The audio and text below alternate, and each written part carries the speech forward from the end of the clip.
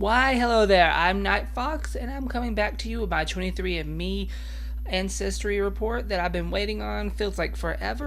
And if you've been wanting to know how things like 23andMe and Ancestry and how your DNA is tested and all that works, I'll have that coming up next.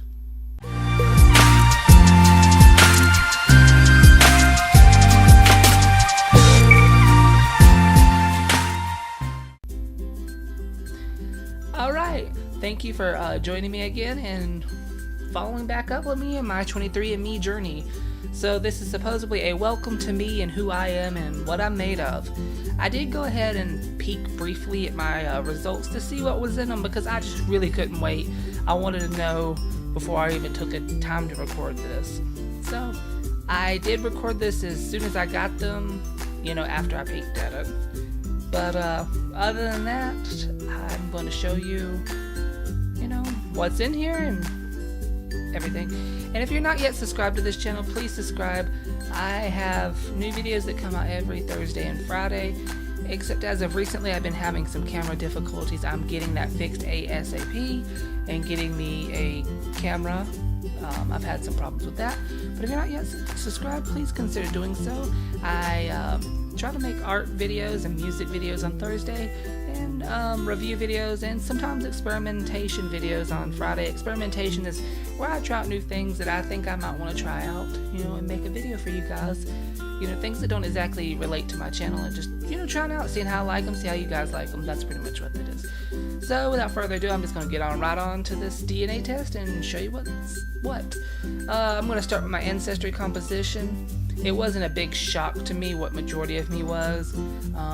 There wasn't really any big shocks, but there was some little wow, I didn't know that kind of thing, and it's taking forever to load, but while it does its loading thing, I'm just going to tell you that I thought this was pretty interesting. It took about 4 or 5 weeks for me to get my results. I don't know what's taking so long. Let's click on it again. Okay, there we go. And if you're a subscriber and you've always been wanting to know the secret of who I am, you're about to get to learn. This is who I am. That's my name and everything. Let that be our little secret. So yeah, I'm going to click on my biggest one first, which is European, which wasn't a big shock to me. I am mostly Northwestern European at 98.7%, which is British and Irish, which I believe majority of that is Irish, but since they combine them together, I don't truly know. At 4%, that was French and German. At 2.1%, Scandinavian, and at 17.4%, that was broadly Northwestern European. What was that? I don't know.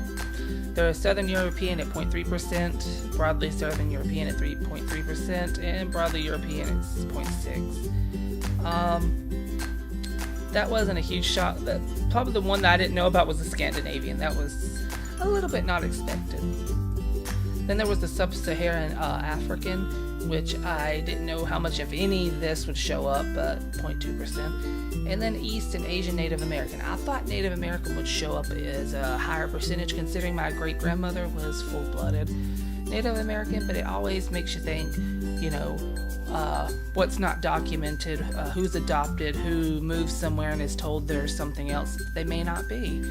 So where my grandparents told the right things, was I told the right things, little things like that. And it shows that my Native American ancestry goes back a little bit further, 6 to 8 plus generations, as where these are closer generations, the other ones. So I thought that was pretty interesting to be able to see a timeline of generations where they estimate that where a majority of my family came from, and what time period and all that stuff. So let me get back to my results. Give me 1 second. Okay, I'm gonna skip the maternal and paternal haplogroup, but 2 things I thought were interesting was my Neanderthal ancestry. It said my Neanderthal was a little bit higher, which is more than 74% of the 23andMe customers have that, and this accounts for less than 4% of my DNA, which is pretty high considering, which I thought was interesting. So that's all I have to say about the Neanderthal thing. Was there was more than I thought there would be.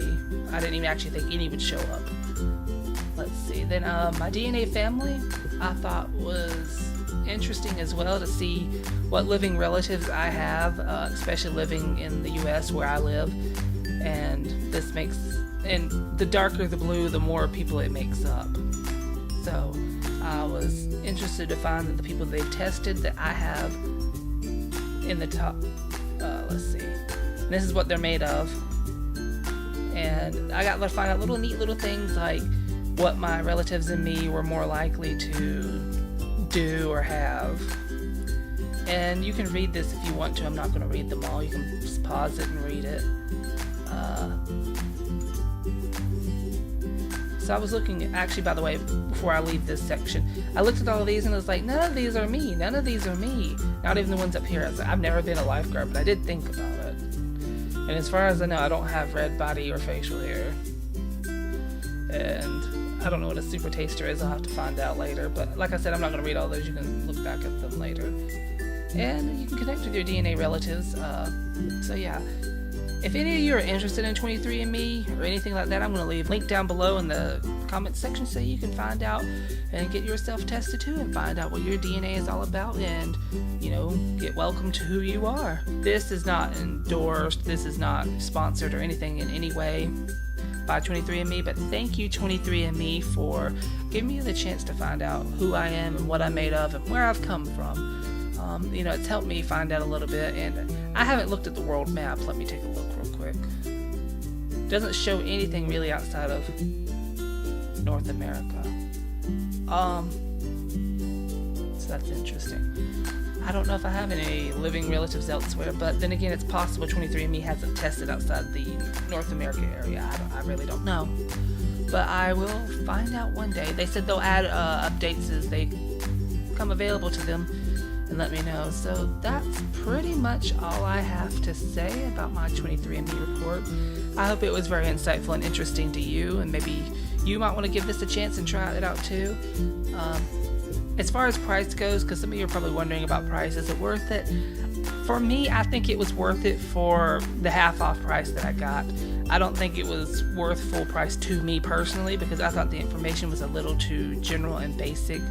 I could have told you that 75% of my ancestry composition was British and Irish, but it wouldn't have shocked me that much. But getting the actual numbers was the interesting thing, and finding out all these little details like Neanderthal, who's related to me, and the haplogroups were pretty interesting. But other than that, that was interesting. I kind of wish I'd have got the health report, but at the time I ordered this, I couldn't quite afford the one with my health report thing. So yeah, there was that. In some way, I hope you found this interesting, and maybe you'll give it a shot too. That's all I have to say about that, and I'll leave this video here. And I think that's all I have to say. If I've forgotten anything, you wanted me to cover something else, or you need to know something, just comment down below and I'll get back to you as soon as I can. And like I said, if you're not yet subscribed, please subscribe. I make new videos every Thursday and Friday, and any problems with that I'll be getting resolved as soon as possible. And I thank you for watching this, and if you stuck with me this far, thank you so very much. You are all very awesome viewers, and yeah, you're awesome. That's all I got to say. So I'll leave this video here, and I'm not going to ramble any longer. Until next time, stay foxy, everybody.